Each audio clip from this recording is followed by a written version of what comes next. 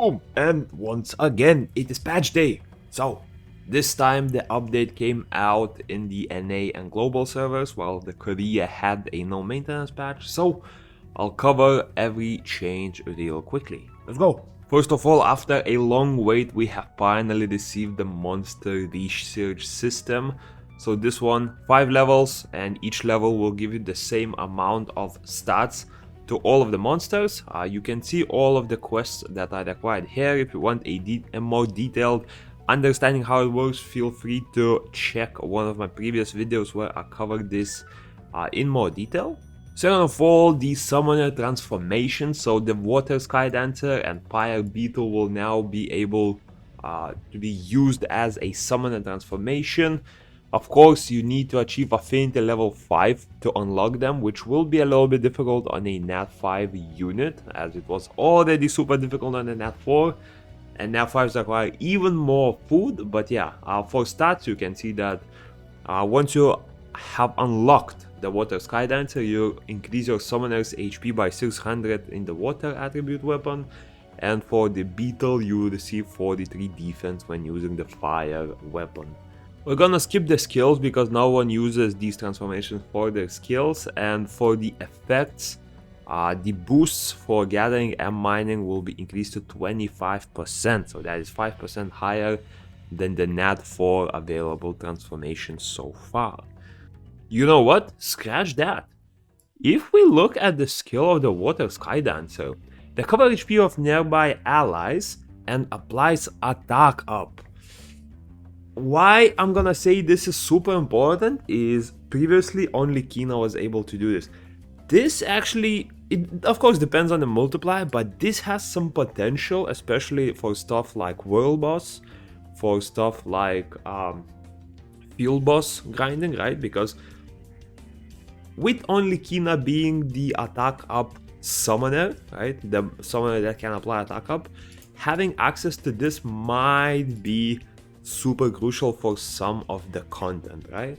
So yeah, definitely don't overlook the water skydancer. This one, this feels a lot like water cleave with like attack down. It also has crit damage down, but I don't think that is too useful in this case. But the water skydancer transmog, that is definitely worth looking into just for regular usage.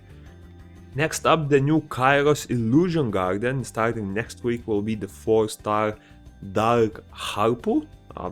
Personally, I don't think she's used much, so again, a little bit of a fodder unit for that one. We of course got some new transmogs, so these already came out in Korea last week, but yeah, Archangel transmogs, they look pretty sick. Unfortunately, pretty much only one of them is kind of used, while the other 4 are either not used or very situational, so hopefully we get some Archangel buffs to get these skins working. And one of the last bigger changes for this patch is that the summon altar will now have 5-star vampire hunter artifacts. So I believe Fairy still had a week left, but maybe that has changed, I haven't checked yet. But for 2 weeks you will be able to summon the 5-star water vampire hunters. You will be able to summon all 5 colors, including light and dark. And of course, after reaching 200 you will get a guaranteed one. Now for some other changes, we have extremely important ones, such as the copyright year displayed at the bottom of the server selection will be changed to 2024. I mean, no patch would be able to go without such an important change happening, right? So yeah, I'm very glad Caiross is addressing this major flaw in the game, right? But yeah, for new events, we have the Banyan Merchant request, where you can sell some items for gold, as well as starting tomorrow, and for some of you as early as in like 5 hours, we'll be getting the White Larva event. So this one is a very similar one. You can actually see a preview of it on the Korean patch notes. And yeah, if you remember, previously we had some pretty much the similar event, but just with green larvas. Now we're getting some sort of ice larva. So first of all, I will cover the math for this event, and I will cover what you can get from using this bait. I'll use maybe 100, maybe 200, and we'll see the drops whether they are worth grinding. And now for the very last thing. Well, this is not part of an update, it is a super important vote to make. So, light and dark monster vote. I will leave a link to this in the description. At least I'll leave the US version. You can always go back to global or Korea or whichever server you play and switch to that server. But for this one, you will be basically in 2 weeks. You have to decide on 2 units to pick. So, just to give you a more visual representation for the Korean one, they actually give us images. These are the 10 units that have been selected. 5 from light and dark, or rather 5 from light and 5 from dark. Apparently, this is like the most popular units they determined. Doubt, and highly doubt, but sure. I mean, the rest of them look pretty good. Eleonora, Lynette, the Lima, Light Monkey, sure. I mean, I have some beef with them picking the Dark Desert Queen as well as the Dark Pioneer. I don't think they're definitely the more popular ones, but sure. So yeah, there's 5 on each element, and what you will need to do is you'll need to cast a vote for one of each of these. So 1 light unit and 1 dark unit. Basically, you will need to vote which unit you would like to see featured in a summon event.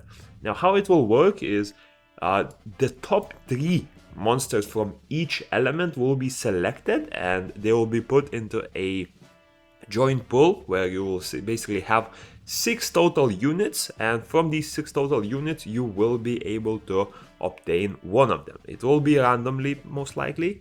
So yeah, basically you will need to vote for a unit that you want the most. So for example, for me, I'll vote something like Eleonora or Light Monkey, right? You can only vote for one, but they will take top 3. So instead of voting for the best unit, I highly recommend voting for the one you need the most, or the one that is at least a non-dupe, right? Because if you don't get a non-dupe unit and all 3 of the light ones are dupes, well, you might be in trouble. Thankfully for me, I don't have a single unit out of these 10, so there will be no dupes here. But yeah, you will need to vote for 1 light, 1 dark unit. You submit your vote within 2 weeks, and once this vote ends, we will probably get some sort of an announcement on how it works. This is the Korean voting page. I can attach the Korean one as well. I will attach the NA one, and why not, I'll attach the global one if I can find it as well.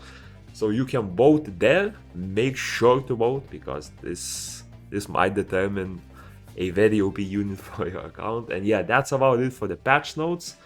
I will be back soon with an event coverage video for the fishing event, and yeah, peace.